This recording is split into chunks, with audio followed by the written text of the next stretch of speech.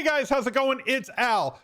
We have kickoff in like 24 hours, and I'm going to talk to you about some Draftkings tournament plays. My 5 players that project to be under 5% played this weekend.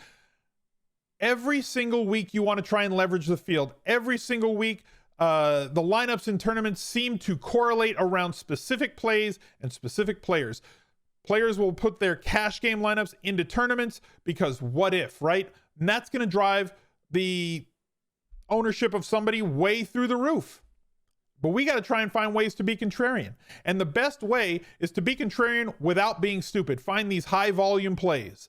Find these players in great situations, good offensive environments that people just don't seem to want to play because maybe they're just awkwardly priced.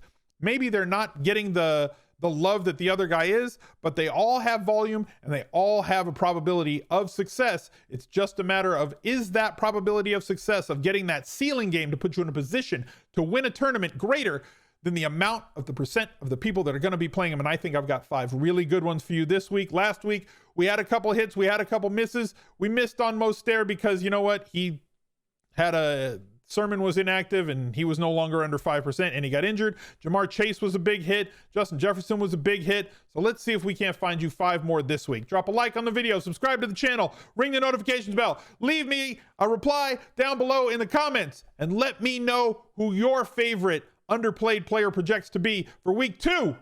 And let's go. He's a legend.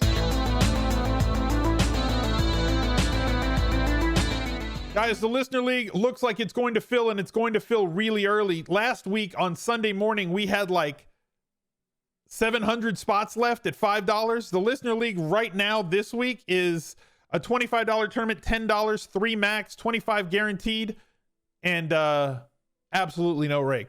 It might be filled by the time this video previews on Saturday morning. Hopefully there's still a spot for you, but you need to get in there. Click show more on the description right below the video. There will be a link to the Listener League. If it's full, you're going to have to try and catch it next week. You got to get up early in the morning. You got to get in that Listener League early so that it doesn't fill on you. If we fill it early, they're going to have to make it bigger. My first player on the list for this week is Kareem Hunt. Nick Chubb is going to be absolute chalk this week, and for good reason.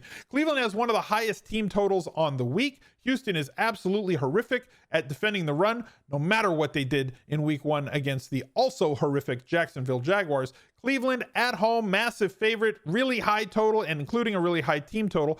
And Kareem Hunt, who in week 1 only got 9 touches in that game that they played against Kansas City, but somewhat predictably, as that was a game that they're not going to have to lean heavily on the run. If they can get ahead in this game, and with the spread being what, 11, 12 points in their favor right now, this is a game script where they should play ahead. We see him get those inside the 5 carries as well. Those aren't all reserved for Nick Chubb. And what if Nick Chubb has a game where he runs it 20 times or 18 times, gets you 95 yards, does not get the bonus, does not get a touchdown, and is not really involved in the passing game? Well, Kareem Hunt coming in now at a projected under 5% played in tournaments in week 2 gives us an opportunity to get contrarian without being stupid. 5,800 gets you a 2,000 discount off of Nick Chubb, which allows you to spend that somewhere else. You can use him in a stack. You can use him as a standalone player. A stack being like a secondary stack here, where like maybe we go with Kareem Hunt and Brandon Cooks on the other side. Very simply to bring that one back. And Kareem Hunt, like I said, good usage in the passing game, has a better floor than people are going to realize. Also has the opportunity for big plays, something that has been in his locker over the course of his career. And as I said, gets you some touchdown upside as well. So way too good to ignore, but it seems like too many people are going to ignore him here in week 2. Again, none of these plays are smash plays, guys. There is a big difference between the floor and the ceiling with all of them. But we're trying to get contrarian in tournaments and look for players that are under 5%. And they're under 5% for a reason. Kareem Hunt could get you like 8, 9 points. Definitely possible. Could get you 7 points. But the chances for him, if he gets a 20 to 25 point game, for you to be in a position to win a tournament by just being slightly different and thinking a little bit differently from everybody else, and maybe leveraging all that, the players that are on Nick Chubb if he has a somewhat pedestrian day, not unlike Antonio Gibson on Thursday Night Football, where the backup player has the big day. Kareem Hunt puts you in a position to win the tournament. Our cover boy for the week, Mike Williams. number 2 option in the passing game for the Los Angeles Chargers. But in terms of projectable tournament percentages, the number 4 play on the week.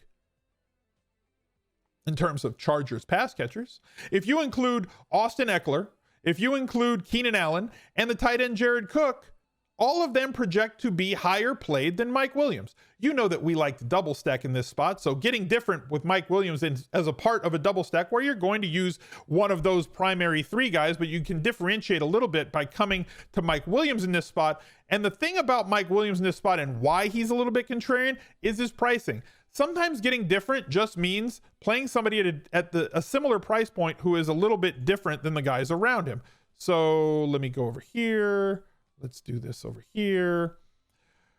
Looking down at the price point, it's like that, let's say 5,800 to 6,300. Jarvis Landry, good TD spot. CeeDee Lamb, 6,400, going to be extremely popular. Mike Evans in a high offensive situation for the Buccaneers. Allen Robinson, people do want to play him this week a lot. Cooper Kupp, likely the most popular player this week and popping in a lot of different models. Antonio Brown had a big week. Cooks is a bring back. DJ Moore, Robbie Anderson at 57, 58. Bobby Trees at 57. All of those guys project to have a higher percentage on them than Williams because everybody can't play all the wide receivers in this price point. So Mike Williams makes for a great way to get contrarian without being stupid for a player that got 12 targets in week 1. Typically gets a high percentage of red zone and end zone targets for the Chargers in a spot where the Chargers have an expectation of 4 touchdowns as they face off against the Fantasy Carnival and the Dallas Cowboys. Our next player, Waddle Waddle. And he waddled away. Got any grapes?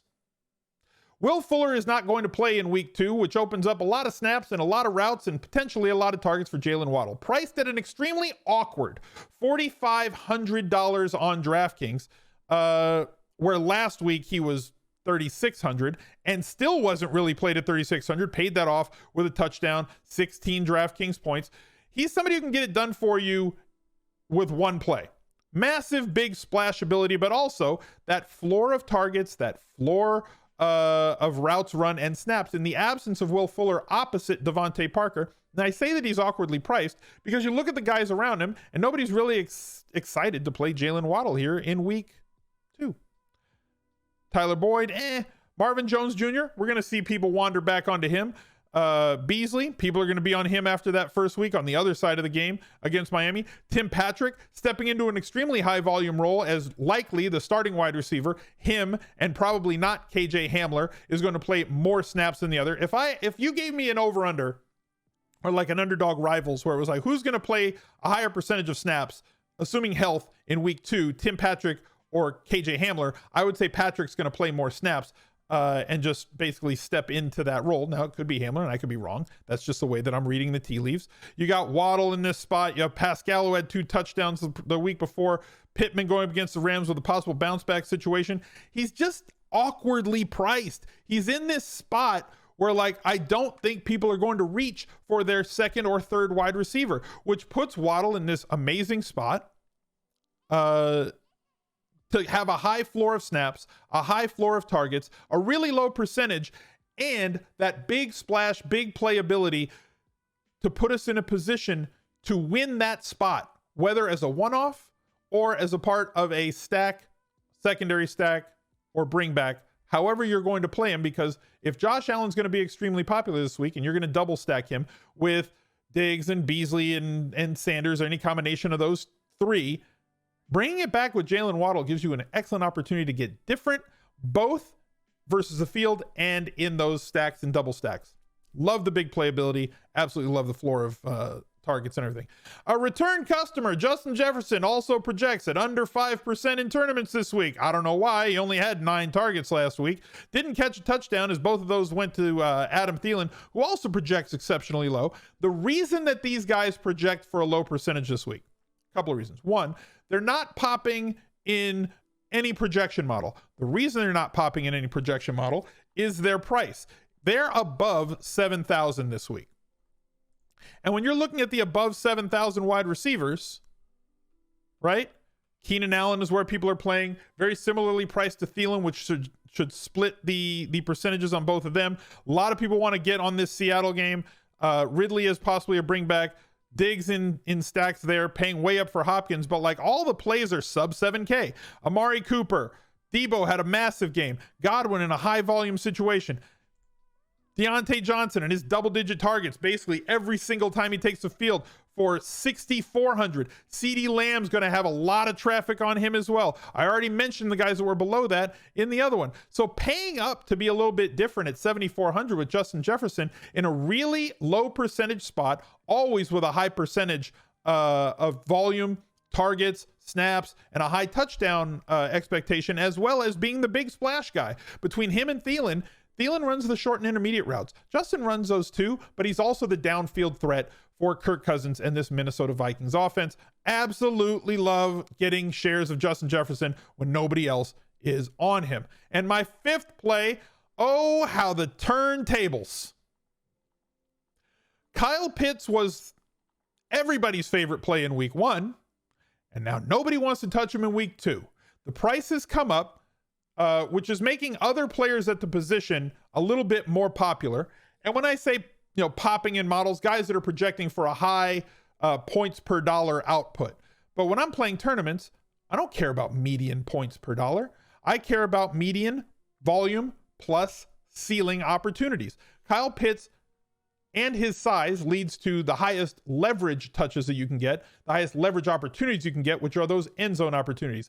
Atlanta, based on the spread for this game and the total, should be throwing the ball in positive passing game scripts a whole lot here in week 2, which means that Calvin Ridley and Kyle Pitts projecting for under 5% on multiple sites so far this week, had 8 targets last week, was lined up outside or in the slot on the vast majority of his snaps, played a ton of snaps, ran routes on basically all of Matt Ryan's dropbacks. Matt Ryan just had a really bad day, and so therefore Kyle Pitts had a really bad day. So if you're telling me I can get a premium option pass catching tight end and nobody's going to be there in a situation where his team might have to throw it a whole lot more, and a quarterback who's shown the ability to be way more efficient than he was in week 1 over, the past decade.